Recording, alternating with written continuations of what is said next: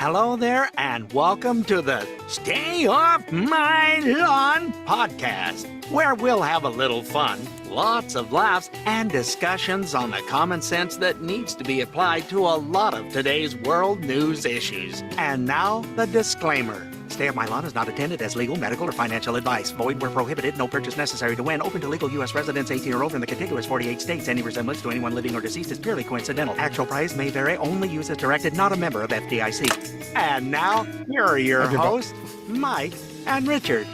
I was trying to write down all the side effects. And... if I was closer, you'd have hit me. You were throwing things at me.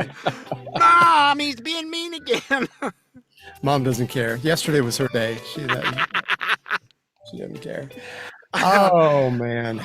Welcome to this week's episode of Stay Off My Lawn. It's May 11th. It's actually the day before we normally record because I am going to the that foreign country called Texas tomorrow morning, and I'm going to be in Houston.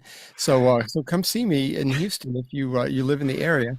And so we will be there for a couple of days. So we're going to record this a little bit early, but this is episode number 162, and hopefully we'll have this up tonight, if not tomorrow morning. So it's all about me now. When we get done, he does the front end, I do the back end. I don't know. Is that like being the back end of a two-person horse? Yeah, maybe so. Yeah. I don't want. Yeah, we probably shouldn't go there. I don't want to even say what that sounds like. I get it done and send it to him, and then we're all finished. You're talking about another country named Texas. I'm sorry, I saw this yesterday. There was a young lady who goes, "I've got my passport. I'm all ready to go. I'm leaving the U.S. I'm going to Hawaii." I saw that. And the best part was a guy that I follow that's from the UK, Josh and Jace. They come over to the States quite a bit and do a lot of it. He goes, "As a Brit, I don't want to be the one to tell her. What is wrong with you people?" Well, maybe she recorded it in 1958. I mean, if that was the case, then, okay. It would have been a foreign country. It was still a possession of ours. Sort of like saying that you need a passport to go to Puerto Rico. It's same difference. Yeah, it's like they think that, well, Alaska's down south of the U.S. Yeah, that's it. Yeah. Because it's on the map. That's where you see it when they show us the United States. Yeah. Here's Alaska down here along with Hawaii. Yeah. Down in the Gulf of America it is. Yes. That's why it's so cold. What? And yeah. Holy crap-a-doodles. So, yeah, I'm going to go to a foreign country later this month. So well, you will be. I have to have my passport in order to go over there. Yeah, so while we're, and I'm going to be in Alabama while you're in Hawaii. Yeah. See, one of us has a better place to go to. I mean, I've got people with less teeth, so I don't know what you're worried about. I know, but I got people with less clothes, so yeah, you're right. You win. Yeah. Coconuts and grass skirts. What more can you ask for? I mean, if you wear the coconuts in the right spot, I think. But yeah, that'll be on the 26th, and we've got a special treat for you on the 26th. Yes. So stay tuned for that. We'll explain more next week on what that is. But since we're both going to be kind of busy, we're too busy for you people. It's the year of our 50th anniversary, and this is something that we're doing for it. And we're going because we also have accommodations when we get there at my daughter and son-in-law's house with the grandson. So, there's accommodations cost a lot in Hawaii too. Yes, they do. And how do you think I'm going to be able to be there 13 days? And unless you want to stay somewhere where they have the big roaches, tasty if they're barbecued just right. I mean, even if you eat them raw, as long as they don't squirt out of your mouth. I mean, when you bite into them, it's not so bad. It's not so bad. Drink some wine with it, you're fine. We'll have to get to these stories. This first one, Cole Allen, the White House Correspondents' Dinner shooter, which everybody saw in the video, he pled not guilty. I think he said something like, "Where? I wasn't even there." No, that wasn't me in the mirror taking pictures of me with all of my my loot and my ammo and my weapons on me. Ah, wasn't When you rip, me. when you rip my shirt off, or that guy's shirt off, I mean, it wasn't me. Yeah, okay. So anyway, he pled guilty. He pled not guilty to all four charges. And those four charges were, I was not made aware of what these charges were previously. One, of course, is the attempted assassination of a president, transporting firearms interstate, which is, he brought them from California. He discharged a firearm during an act of violence, and assault on a law enforcement officer, which he shot. That they did determine that, I think it was one of the pellets from that 12 gauge that hit the Secret That'd be the Service vest. agent in the vest. Yeah. And it was determined that it was because it was double-aught bucked, which is about the size of a 9mm slug. Yeah. So And they have that. those cartridges have 9 of those pellets in Yep. them. So, yeah, and that's because that's mine. So I know exactly how big those are. And now it hoit. Yeah, even with a vest on, that's going to hurt. And I know people now, of course, I was in electronics and I was in the military. I wasn't one of these tough guys, but I know people that went in and they actually had to get shot with things with a vest on. And the way it was explained to me is like, you might as well have gotten shot with a bullet for at least the first 20 minutes, hour or so, because it hurts like crazy. And it's not like the movies. You don't just pop right back up and go, "Ooh, glad I have my vest on." No, you're not Let me breathing get that brushed hard. off me and I'll go back to it. No, you're going. Exactly. And the defense attorney that I'm sorry, this is my favorite part. It's like, what? he wants U.S. Attorney Janine Pirro and her office removed from the case, citing conflict of interest because she was there and she's personal friends with Donald Trump. It's how she got the job. So, I mean, yeah, I don't think that's going to go.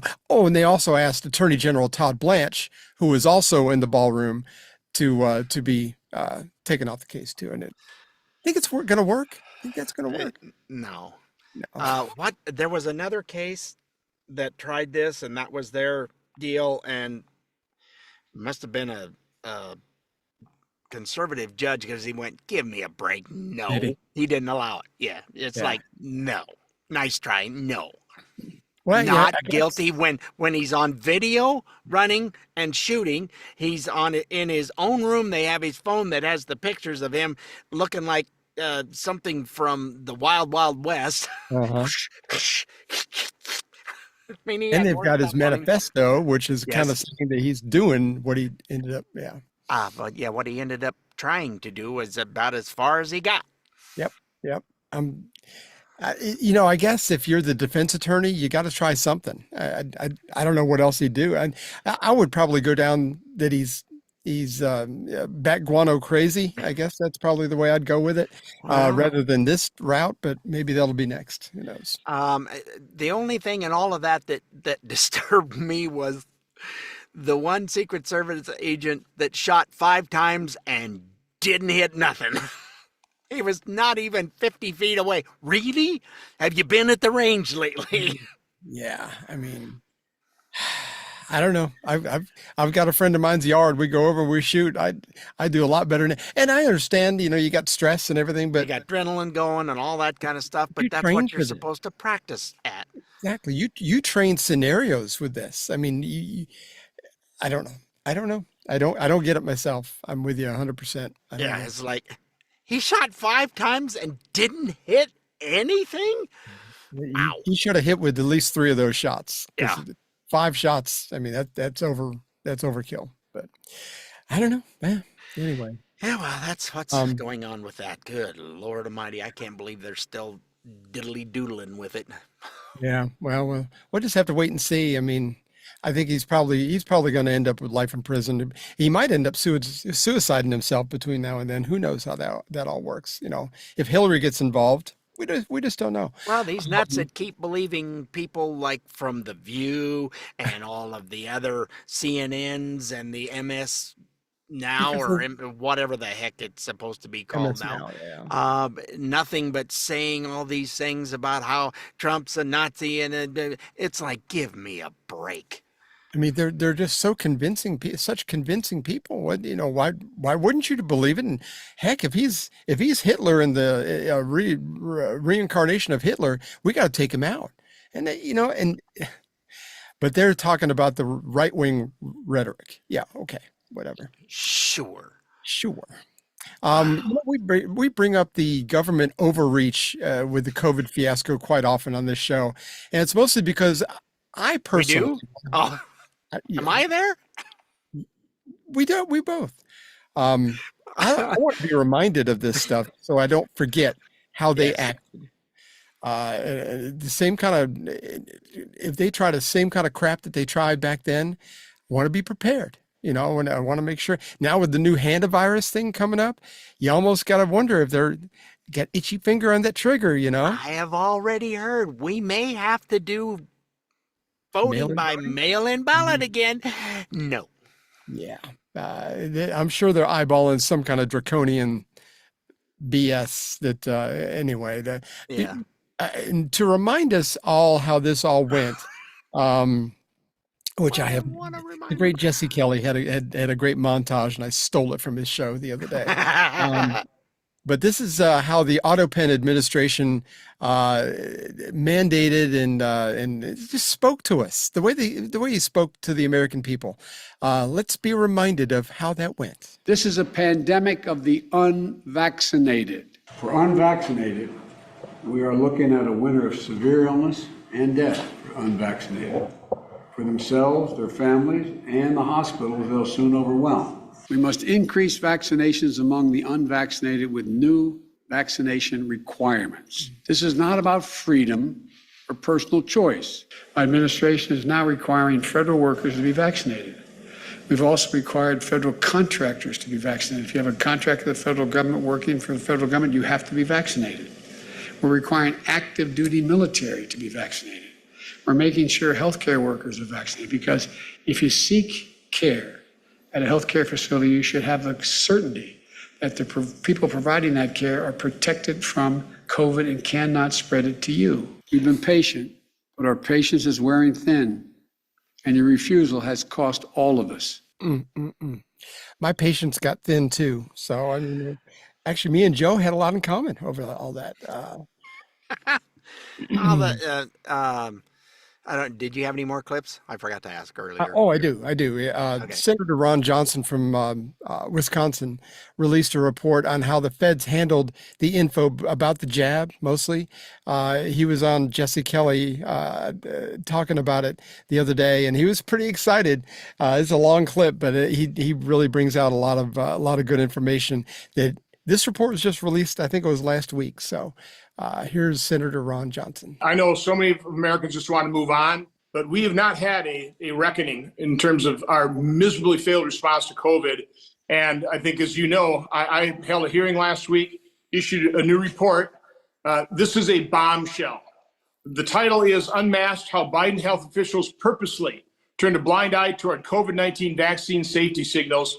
And the short story on that was on March 1st of 2021, Jesse. The head of CBER, Peter Marks, the group within FDA that is charged with overseeing vaccines, their approval, and the safety surveillance, was warned by their data mining expert, who's working with the inventor of the algorithm that analyzed VAERS, that the current algorithm was going to hide and mask safety signals. He got a multi-page briefing on March 1st. 26 days later, that same individual working with the inventor came up with a new algorithm and presented the results of unmasked analysis. They showed 49 cases of extreme masking of adverse events, 25 safety signals of very serious adverse events, including sudden cardiac death, pulmonary infarction, Bell's palsy, different types of strokes. They continued month after month doing these special runs, and FDA ignored them. They shutted them off the side. They told Anna Sharpson, she was the hero here, they told her to cease and desist. Your input, your data is not welcome. Work on what we tell you to work on. We're going to keep using the system that we know hides safety signals so we can go and mandate the vaccine. We can go and tell people it's safe and effective. We can go tell people that we're not seeing safety signals. What adverse events occur are rare and mild. It was all a lie. And anybody who got vaccinated after March 1st, or certainly March 26th, when they could have had fully informed consent that these things were not 100% safe, that there were very serious adverse events as a consequence of you trying to protect yourself, you ought to be pretty PO'd. And let's face it, 39,000 people worldwide reported deaths on VAERS. 24% of those deaths occurred on the day of vaccination, the 1 or 2 days. Again, I didn't need a sophisticated mathematical model to tell me in 2021 something was going terribly wrong, where from the start of VAERS, 1990 through 2020, on average, a couple hundred deaths associated with, for example, different vaccines, anaphylactic shock, that type of thing. 2021, 21,000 deaths. 21,000 deaths. And these people, these evil actors inside FDA, were hiding behind this system they knew would mask the adverse events and lying to the American people saying they're rare and mild. We're just not seeing safety signals. So they were being shown month after month safety signals on sudden death, on stroke, all kinds of horrible, life-threatening and full-time physically disabling type of adverse events. And they said nothing. They instead mandated this. They were concerned about vaccine hesitancy. We see it in the report. You see their emails. By the way, you also see further evidence of them hiding and not putting things in federal records and not putting things in emails. Wow. If you're not familiar, he mentioned VAERS a couple of times. If you're not familiar, I had to look this up because I wasn't sure exactly what that acronym meant. It's the Vaccine Adverse Event Reporting System. It's actually run by HHS. And so they've been doing this since 1990. They've been watching vaccines and how things went. And like he said, he went from a couple hundred to, reports in 2020 to 2021 having, what did he say, 21,000? It was in the 30s. Was it 30,000? 30 some odd thousand. Incredibly. And it went more than that as it went on and people got the boosters, the more of them then passed away. There was like almost over 1 million people worldwide that died from the vaccine that they didn't have it. They just got a shot.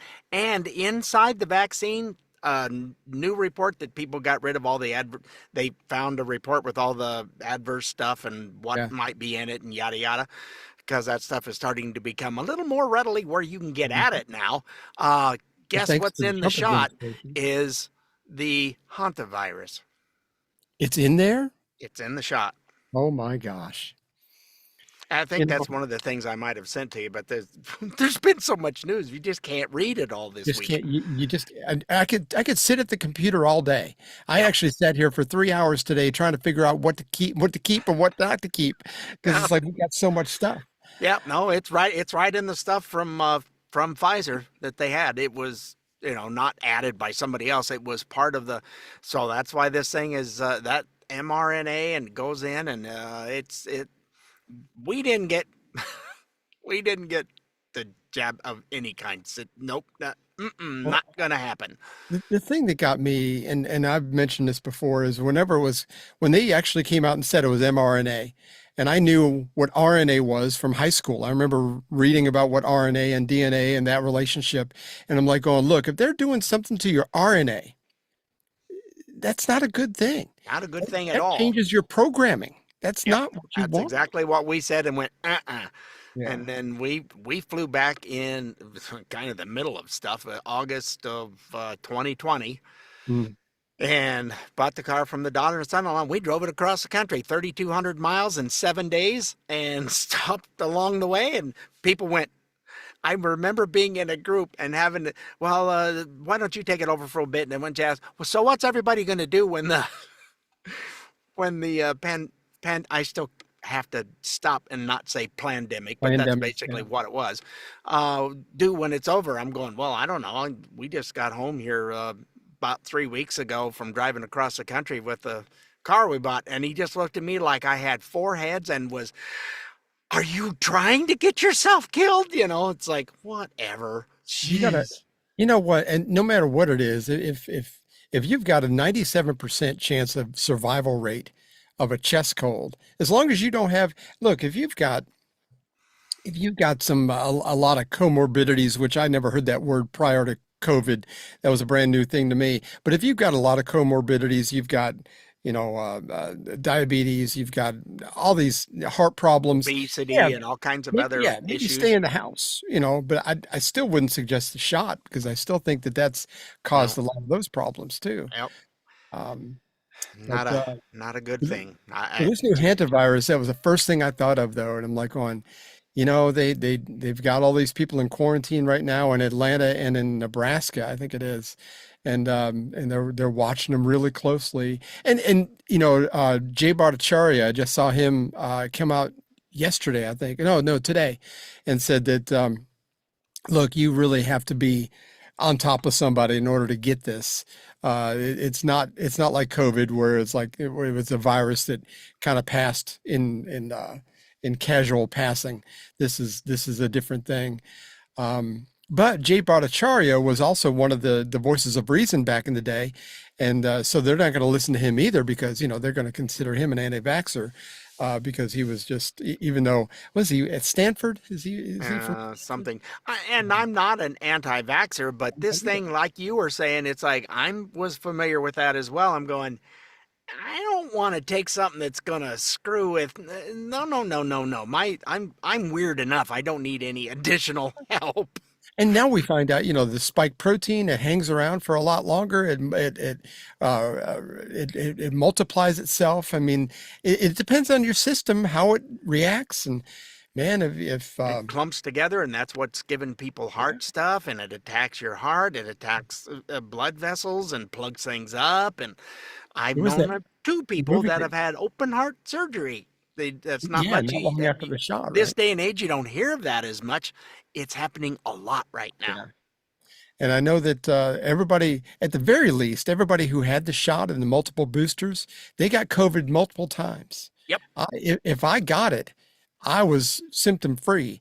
So, I mean, I don't even know. I mean, I watched people be sick for like 2 weeks, but they were like going, well, that's why I got the shot. Thank God I got the shot. It might have been 3. I'm like, what? And here I am just living my life. I think when in 2022, when I started chemo and radiation, my oncologist said, did you get the coronavirus vaccine? I said, no. He says, well, I would highly suggest it. I'm like you can suggest whatever you like. That's right. It's like, nope. You remembering you're not talking to a kid. I'm not going to do it just because you suggested. I'm not. Didn't like the makeup of that at all. Do you remember the X-Files? For that, did you ever watch the X-Files? No, maybe part of a show here and there. Yeah, I'm familiar with Mulder and Scully or whatever the names Mulder were, and Scully. I watched a couple of them, and it was just kind of like, it's just a little bit too far out for me. But yeah, it was not my cup of tea. In 1998, between seasons 5 and 6, they made a movie called The X-Files Fight the Future, where hantavirus was mentioned. And it's pretty interesting. Here's that clip real quick. Are you familiar with the hantavirus at your mother? Yeah, it was a deadly virus spread by field mice in the southwestern United States several years ago. According to the newspaper, FEMA was called out to manage an outbreak of the hantavirus. Are you familiar with what the Federal Emergency Management Agency's real power is? FEMA allows the White House to suspend constitutional government upon declaration of a national emergency. Think about that. What is an agency with such broad sweeping power doing managing a small viral outbreak in suburban Texas? You're saying it wasn't such a small outbreak? No. I'm saying it wasn't the hantavirus. Well, what was it? When we were young men in the military, your father and I were recruited for a project. They told us it was biological warfare or a virus. What killed those men? What killed them, I won't even write about. We have no context for what killed those men, or any appreciation of the scale at which it'll be unleashed in the future. A plague? Plague to end all plagues, Agent Mulder. A silent weapon for a quiet war. The systematic release of an indiscriminate organism for which the men who will bring it on still have no cure. They've been working on this for 50 years. While the rest of the world have been fighting crooks and commies, these men have been secretly negotiating a planned Armageddon. Negotiating with whom? I think you know. The timetable has been set. It'll happen on a holiday when people are away from their homes. The president will declare a state of emergency, at which time all government, all federal agencies will come under the power of the Federal Emergency Management Agency, FEMA, the secret government. They call me paranoid. Now, it wasn't necessarily FEMA, but it sounds very familiar. It was HHS and FDA and all that back during the COVID thing. It's like, and this was a man-made manufactured thing out in China in Wuhan. I mean, this is and supposedly I read somewhere today, and I don't know how true this is, but the CIA would actually give the X-Files some ideas for their shows. Now, well, there was a writers that knew somebody I've heard that before. Now, had you ever heard of hantavirus before? No, never. Oh, I have. It's when you're dealing in old barns and you're going through stuff, you really should have a mask on because like mouse droppings and rat droppings, right? Yeah. Yeah, the little critters are all over the place. I don't go under my house without a mask and stuff when I'm out in the country. Yeah, there's bait under there, and they don't stay very long. But but by the same token, I don't want to have any of that issue because your face is this far from the ground when you're trying to go underneath. Sure. There's a reason it's called a crawl space. Yeah. Oh, I know. My son's got a crawl space. He has to go in there to change out his air conditioning filter, and it's like, oh, what a pain right in the butt.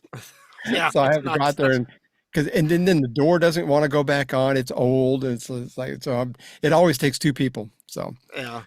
So anyway, I've known about it for a long time. I don't know what the reason was or why, but yeah, no, I'm familiar with it.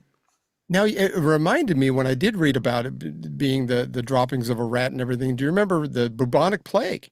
That all came from rat droppings too. The same kind of thing. They just don't ever wash their hands. Yeah. Oh, well, there's that too. And that reminds me of Typhoid Mary. That's a whole other story. But I mean, you just got to wonder if there's some kind of chemical correlation between bubonic plague and hantavirus. I mean, I don't know. Well, they were talking about this particular strain of hantavirus came from South America, and that's why it's supposedly transmissionable between humans, because it's normally that's not how you got to be like a close talker. Like if this was somebody's face, you've got to be a real close talker for them to catch what. So when people try to pull that close talker thing on me, I throw a mint in there.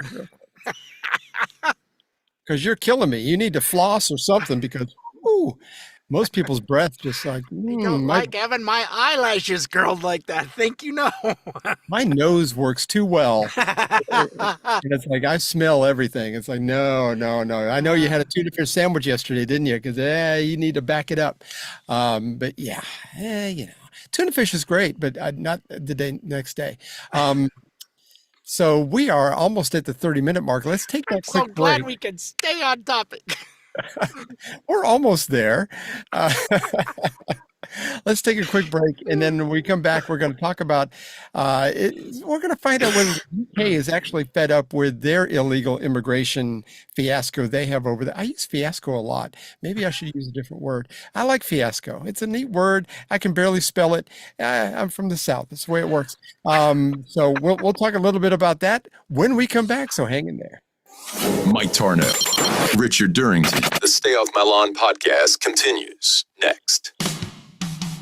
Bud Light presents Real Men of Genius. Real Men of Genius. Today we salute you, Mr. Fortune Cookie, Fortune Writer. Mr. Fortune Cookie, Fortune Writer. Most writers leave their wisdom in a book. You leave yours in a cookie. Crunchy cookie. Sure, they taste good, but it's the information you provide that we're really hungry for. Love is round the corner. Though your tablet is small, your message never is. Show me the way. Of course, the Mushu pork and the egg foo young fill our bellies. It's your inspiration that keeps us well nourished. So crack open an ice cold Bud Light, Mr. Fortune Cookie Fortune Writer, because when you say our luck is about to change, we believe you. We believe. Bud Light Beer, Anheuser-Busch, St. Louis, Missouri.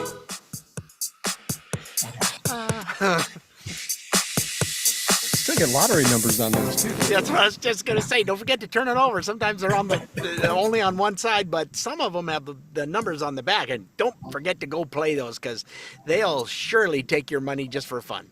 My brother-in-law said he's got a great Chinese place out in Houston. We're going to go check out probably tomorrow night or the night after. So. Oh, you're going to get your cookie. Do you know what the rules are when they bring out the fortune cookies? So No. you know you get the right one? What are the rules? Where the little fold thingy on the end, Yeah. If that's pointing at you, that's yours. Whichever one is closest to you, when Oh. it comes out, they set it in the table and it's like, okay, this one's closest to you, this one's yours, that one is pointing, it's mine. Otherwise, it doesn't come true. Whatever. Yeah, You know. it's got to be. It was the one that was meant for you. Love is around the corner. Something like My that. girls would go, okay, Dad. We didn't go out Chinese very often, but when we did, they knew the rules. It's like, okay, which one is mine? I'd divvy them up. You know, and my best thing, I like the taste of those fortune cookies. Yeah, I'll eat the little cookie. I think they're fantastic because I'll grab them because we have a place around the corner here, Hong Kong, and we go over there and get the General Tso's and I'll grab a handful of the. They don't care. They're happy to. They're just happy to take my money. Well, if you get too vociferous in your attempt at chomping down on the cookie, you get a little floss that you get to pull out afterwards. That's true. Yeah, you get the floss. It's like an all-in-one combination. There you go. Very helpful with that. But anyhow, that's our little game when we go to as a family is which one is yours, and the wife and I still do that. It's only two of us, so it's not that difficult. Yeah. I never heard that. That's all right. Yeah, it's just kind of a fun little thing when you go do Chinese. Which one is closest? Which one is yours? If you can't decide, it's which one's got the little points pointing at you. So that reminds me, if you need to follow us on Facebook and Instagram, I will actually post whatever I got. I'll post the fortune I get cool. down in Houston. I'll post what it is, and of course you can make fun of me, whatever it tells me. Maybe one day your hair will grow back. Yeah. So anyway, not in my ear, on my head. I don't want it in. Yeah. It's like, the ones in certain parts of my chest, they grow that long. What the heck is that? Anyway, a lot of people in the UK are fed up with illegal immigration, just like we are here in the US. And a lot of it over there, just like here, is that these people are coming in, they're like hoovering up all their resources, like their version of Medicare and not Medicare, but Medicaid, and just whatever the other things that they take the like the SNAP benefits and those kind of things. It's like almost all of them are on some kind of public assistance. Well, and they're tired. The people are tired of paying their taxes for them to have free room and board. Right. In Ireland, they've taken it to a whole new level because they've burnt down some of the hotels they were in. So they're fed up with it as well. So it's getting real ugly over there, and people like Keir Starmer and the Labor Party seems like they're kind of like locking down on the well, if you don't like the immigrants, you're just being hateful. Oh my gosh, I get so annoyed. No, we love it when they stab our constituents. Yeah. Well, last September, they had this thing called a Unite the Kingdom rally in London, and about 1 million people showed up, which was really, really cool. And if you just Google that, you'll be able to see these crowds. There's a lot of people. And there's another one scheduled for this weekend. As a matter of fact, Glenn Beck had mentioned he's over there in London now. They invited him to be part of this rally this coming Saturday. So they're expecting even more people this year. Keir Starmer, being who's got the IQ of maybe a block of silly putty, and maybe I'm giving him too much credit, but he sent out a warning this week about this weekend's rally, and here's what he had to say. And you'll see it again on Saturday at a march designed to confront and intimidate this diversity and this diverse country That is why this Labour government will block far-right agitators from travelling to Britain for that event. Because we will not allow people to come to the UK, to threaten our communities, and spread hate on our streets. Spread hate in our streets because you want your country back. That's hate. So that's what they're painting. It has nothing to do with patriotism. That's kind of an interesting thought to have, but I just saw before we got on the air today that there was someone who said he probably might resign before the end of the week. Yeah. Because the balloting, do you have the information on all that? Yeah, I do. Oh. Yeah. It sounds like they don't have to import people in the first place. I know he's talking about people getting imported in. And is that not telling, and maybe I'm reading into this too much, is that not telling that that's where his brain went? Because that's what the leftists do. They import people for their rallies. So they expect that everybody else does. Maybe I'm reading into it, but that, to me, that's... Yeah. Anyway, this comes on the heels of local and regional elections from last week, and all the it was crazy. Over in the UK, the Labour Party, who's dominated politics for the last few years over there, lost over 1,000 seats in their local and regional elections. And the Reform UK, the MAGA type party led by Nigel Farage, gained almost 1,300 of those seats across England and Wales. Nigel is going to be the next prime minister. I just love Nigel. I saw a picture of him. It was a big grin on his face. He's kind of goofy looking with a big grin. But man, he was happy. He was happy.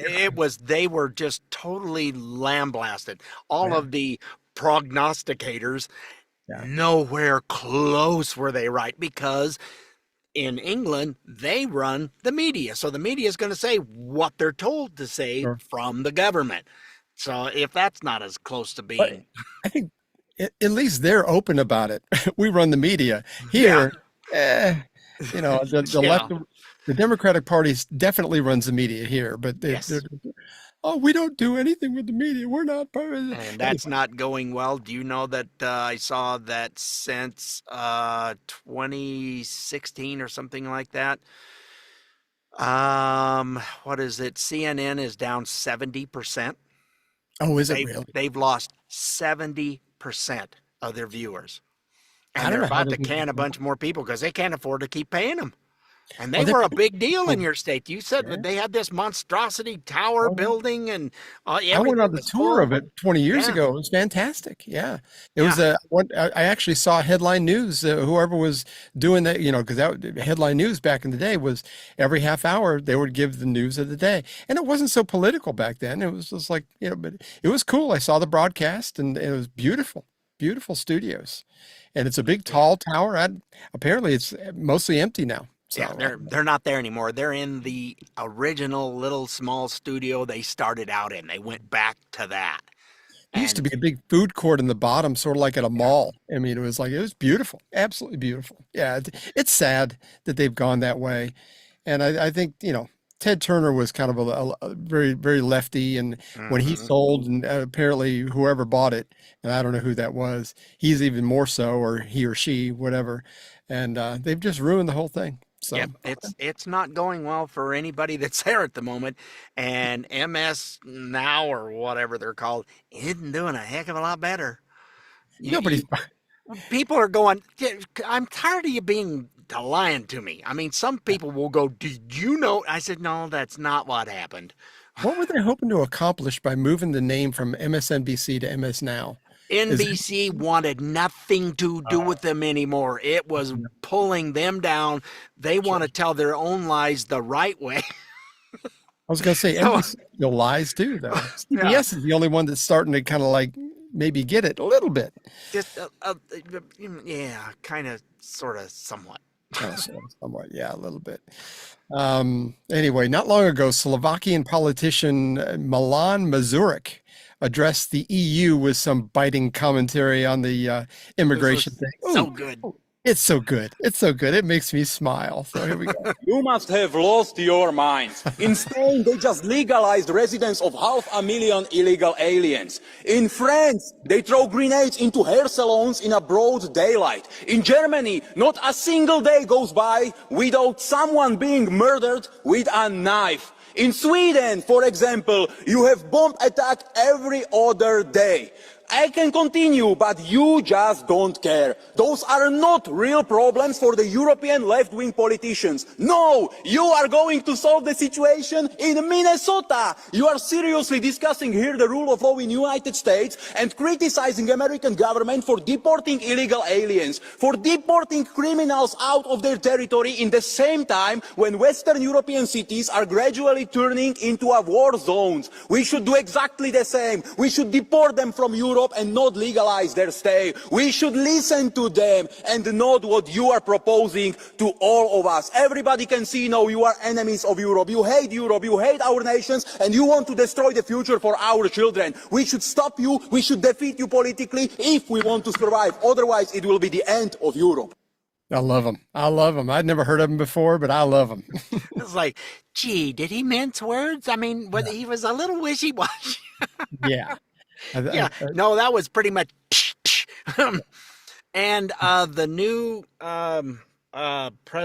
premier, I don't know what they are in Poland. I forgot that our buddy who got voted out. There's new guy there, but new guy says Trump. Yeah. He's all for Trump, and they're going, what? Somebody was like totally shocked. A lot of countries are turning that way. You know, they're seeing how, and I wish. Javier Milei. I wish Trump fiscally was more like Javier Milei, because he has turned that country around fiscally.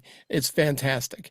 But you got people like that, and then the Hungarian president, and like you said, the Polish president, and you've got a lot of these people that now. I think Italy's president, Giorgia Meloni, she's kind of like started to get wishy-washy. So something happened. Somebody got to her. Somebody went, hey, you don't do what we like. There could be an accident, maybe. So you're saying there might be a mafia in Italy? No, I've never heard of that. Sounds I don't know, ridiculous. something. All of a sudden, she just went wackadoodles, and that was not. It's like, where did all the tough talk go? What happened? No. Something happened. Because I really liked her. She made good common sense for quite a while, and then it changed. Yep, not anymore. Huh? I said not anymore. And now the German chancellor too is going. Well, no, don't take the troops out. We really need. Please don't. Yeah. Yeah, they thumb our nose at us until we decide to take all our military. We got a lot of military over there. We'll take our military and our toys and go home. And they're going, no. We're too close to Russia. Yeah. Oh, it's like the billions of dollars that are spent in their country. That's like losing a big corporation out of New York. Oh, wait, that's happening too, isn't it? Or Seattle, like Boeing leaving. Oh, wait, that's happening too. California. In-N-Out Burger. Everybody's moving to Nashville. I mean, it just the road between me and Nashville is always just so jacked up anyway. I'm not, because I've got my nephew lives up there, and it's like I wanted to go see him soon, but it's like I don't know. The traffic is going to be it's 2 lanes from Chattanooga to Nashville, and it's Lordy, it's awful. It's awful. I-24 is just a nightmare. Once you get past Mont Eagle up that way, it's awful. But anyway, if someone were to ask an American politician like Marco Rubio how he sees America going forward, he's sounding more presidential than ever. I really like Marco. He's been pretty darn good lately. He sure has. Here's what he had to say when they thought they had him out of gotcha. Here he is. I got to ask you, what is your hope for America at a time such as this? My hope for America? And how do you personally deal with that? Yeah, look, I mean, my hope for America is what it's always been. I think it's the hope I hope we all share. We want it to continue to be the place where anyone from anywhere can achieve anything, where you're not limited by the circumstances of your birth, by the color of your skin, by your ethnicity, but frankly, it's a place where you are able to overcome challenges and achieve your full potential. I think that should be the goal of every country in the world, frankly, but I think in the U.S., we're not perfect. Our history is not one of perfection, but it's still better than anybody else's history, and ours is a story of perpetual improvement. Each generation has left the next generation of Americans freer, more prosperous, safer, and that is our goal as well. But it is a unique and exceptional country, and as we come upon this 250-year anniversary, I think we have a lot to learn and be proud of in our history. It is one of perpetual and continuous improvement, where each generation has done its part to bring us closer to fulfilling the vision that the founders of this country had upon its founding. I like the way he talks. Now, I do have one argument with him as far as the every generation is more prosperous and better. The 4 years under President Otto Penn has screwed us up so badly. We went backwards. We did. The generation behind us, I mean, they're having a hard time buying houses. They're having a hard time affording gas. I mean, not getting educated properly, just like we were talking earlier about needing a passport to go to another country called Hawaii. I mean, they have no idea. They don't know any of this stuff. They took civics out. It's not the way to, keep them stupid, and then they'll vote for whatever you tell them to. And and it works. Unfortunately. But at the same time, they think they need a passport to go to Hawaii. So I mean, and as far as history goes, it's like, you just don't, the school systems aren't teaching them the basics. It's all about, well, if Jimmy decides to become Julie next week, we need to understand. It's like, that's kind of going away a bit too. Yeah. So Thankfully it is. But in 2028, or even with this midterms, if we don't do well at the ballot box, then we're gonna be in trouble again. We might go right back down the same road we were in.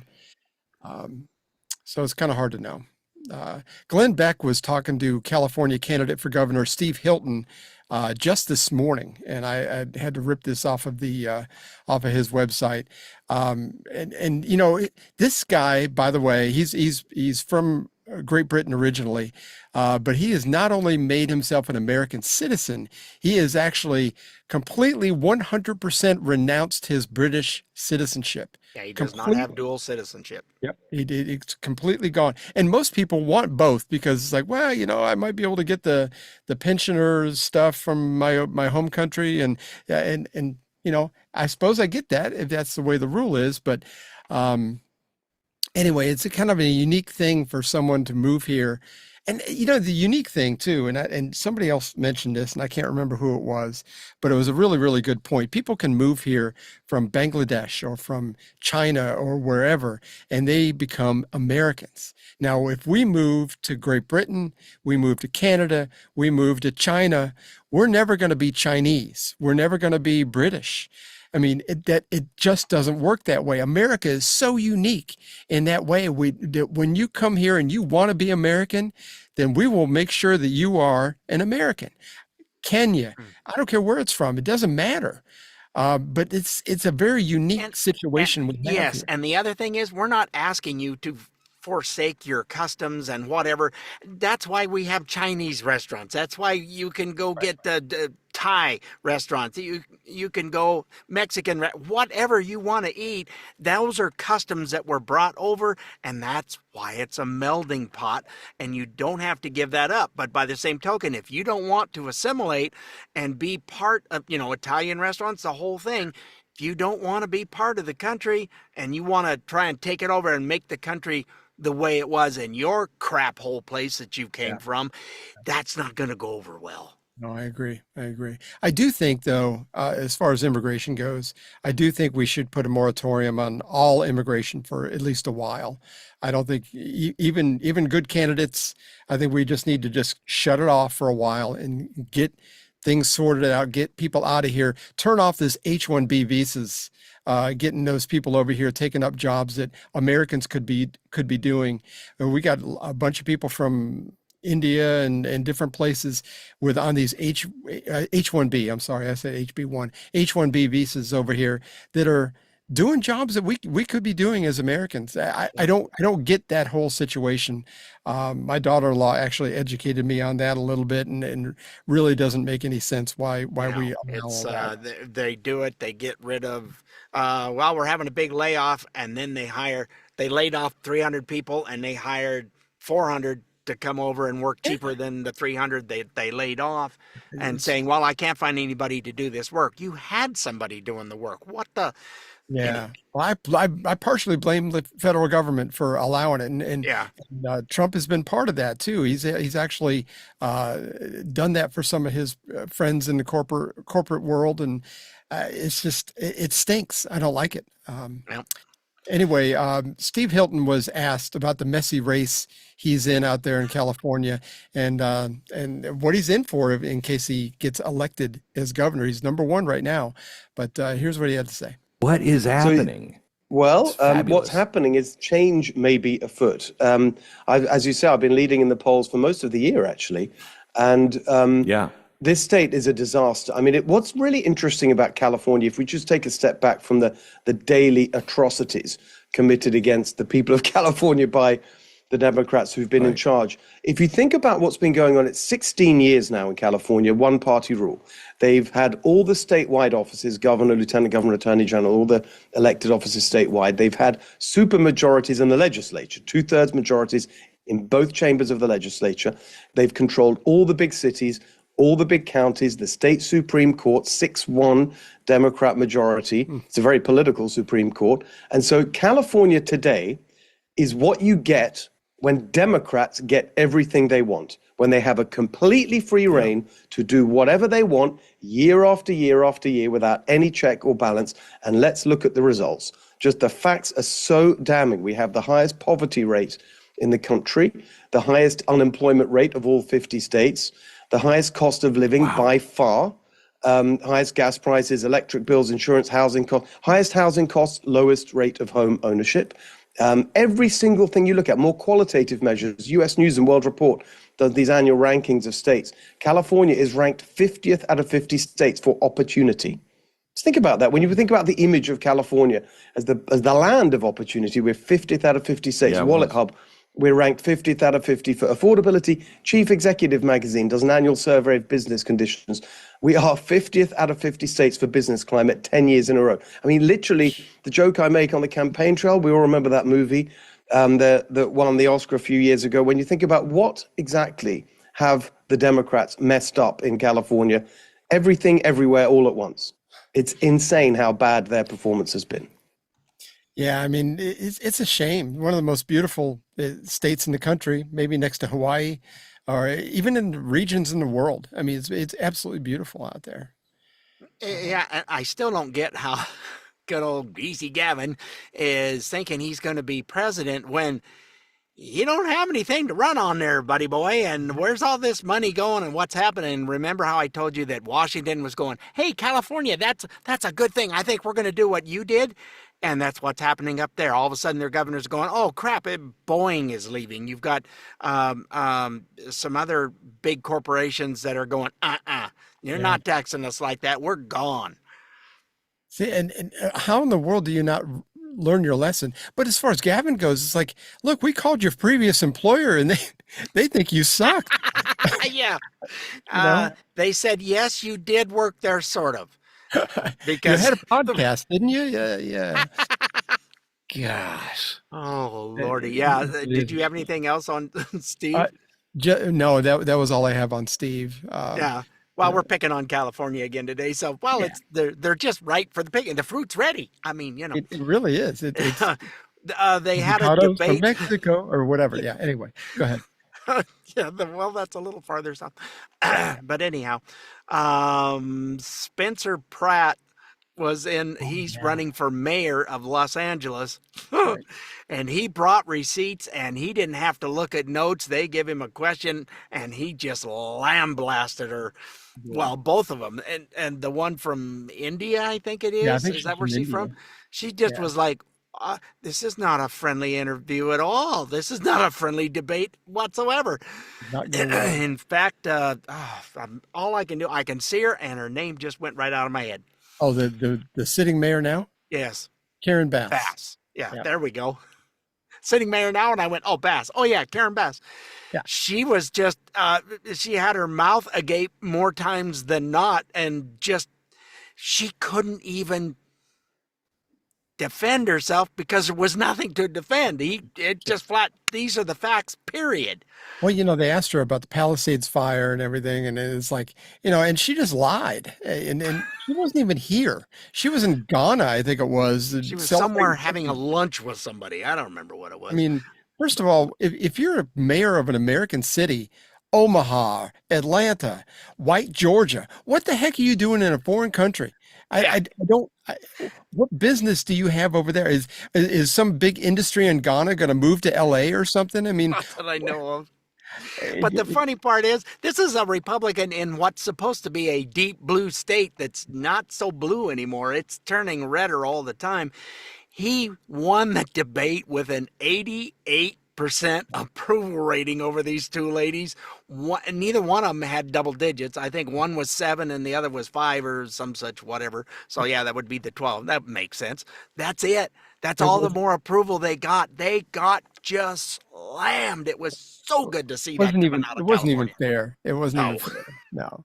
It was like a trans guy in a boxing match. I mean, yeah, they got the soup beat out of them.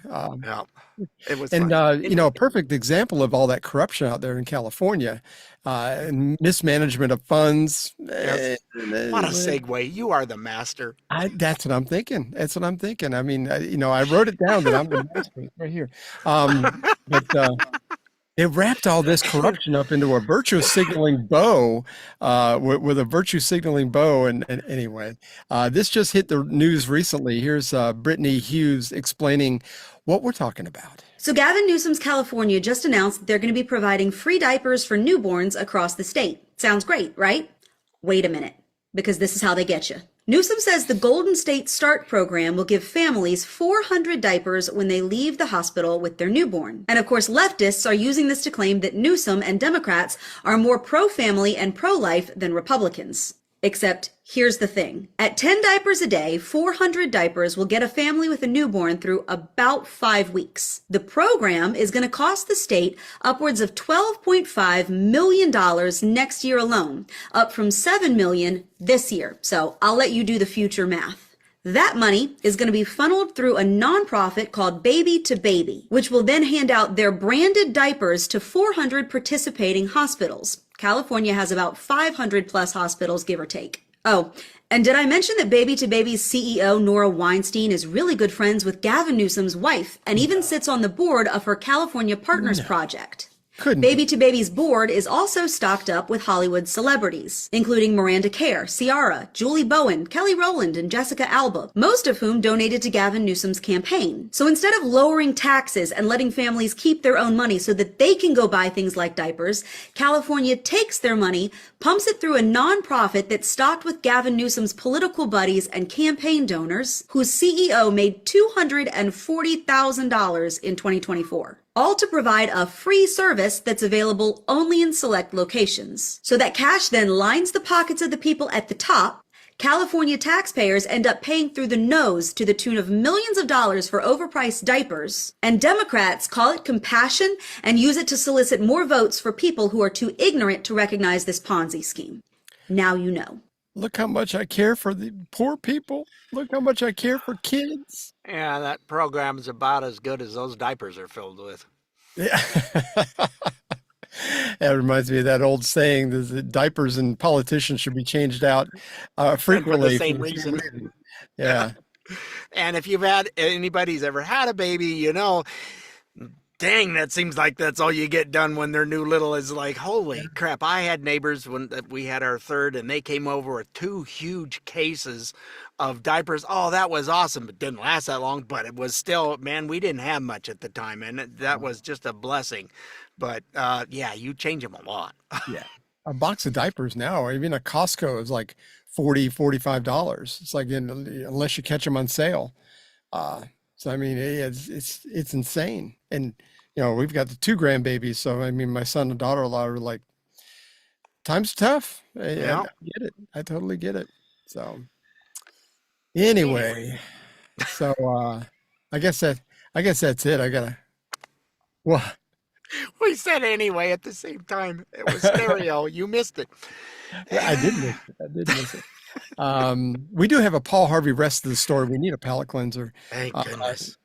This one's about a young man that almost died during the war, but instead he made a little bit of a name for himself. Let me see if I have that one. There it is. All right. Here's Paul Harvey. The rest of the story. Charlie was dying. He was barely 25 years old, a private in the United States Army serving in Cuba, the Spanish-American War. Young Charlie was in the medical corps. Back home, he'd worked in a drugstore. Remember that. Back home, he'd worked in a drugstore. So here at the front, his knowledge of medications was valuable. The plague in those parts was fever, and Charlie got it with both barrels, yellow fever complicated by malaria. Charlie was dying. To doctors back then in the autumn of 1898, such fevers were still mostly mysterious. It was pretty much up to the patient to cure himself. Most patients did not. For the doctors ministering to Charlie, there was no question that the young man's life was lost. Shortly after midnight, he lapsed into unconsciousness. One of the physicians took Charlie's pulse and shook his head and said, "Good as dead." Charlie's name was entered on the casualty list, would appear in the next day's newspaper as yet another fever victim. But it was just as the doctors were agreeing that Charlie, now unconscious, would soon be permanently so. It was just at that moment that the Army private departed the war zone for the twilight zone. Suddenly, Charlie felt free.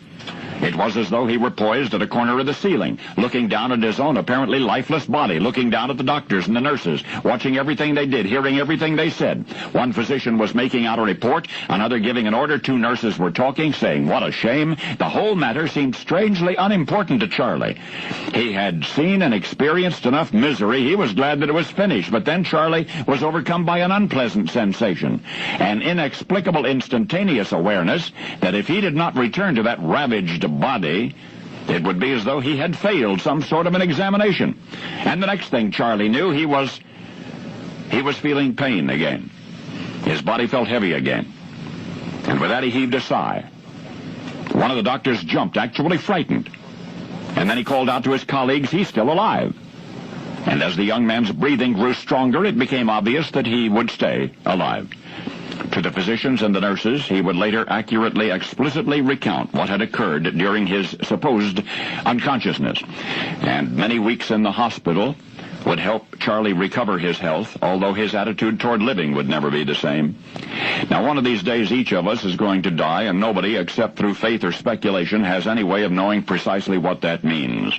Charlie had what some are now calling an OBE, an out-of-body experience. The supermarket magazines are brimming with similar first-hand accounts. But what happened to Charlie happened, well, before it was fashionable, 83 years ago. And this much else we know. Young Charlie was never again afraid to die.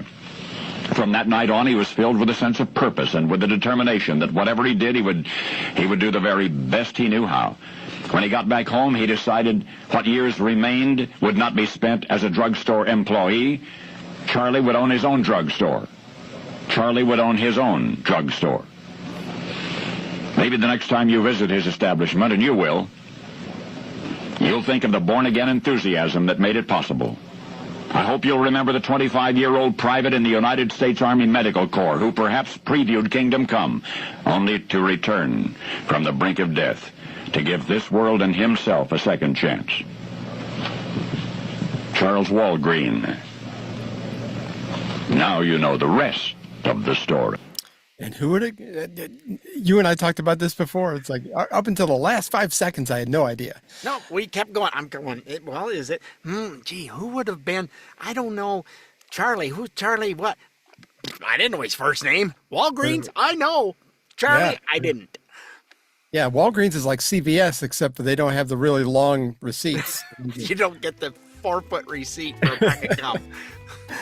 Oh my gosh. Well, anyway, we hope you were somewhat informed and had fun like we did. Don't forget you can find us on iTunes, Spotify, iHeart, Amazon Smart Speaker, Rumble, or wherever you find those podcasts. And if you can't find those podcasts, just go and visit our good old website of StayOffMyLawn.us for all our past and present episodes. And we'll see you next week, folks. Toodles, and thanks so much for listening, folks, and we appreciate all of you passing it on and talking to a friend. You are the best. Have a great week. We'll see you next week. Well, we had fun, and hope you did too. The opinions heard here today are not those of anyone other than Mike and Richard. If it made you laugh, or go, or even, then we've done our job. Sort of. Well, mostly anyway. And if we made you think about things in a common sense manner, we welcome you to the club. And if it didn't, then just stay off my lawn. See you next time.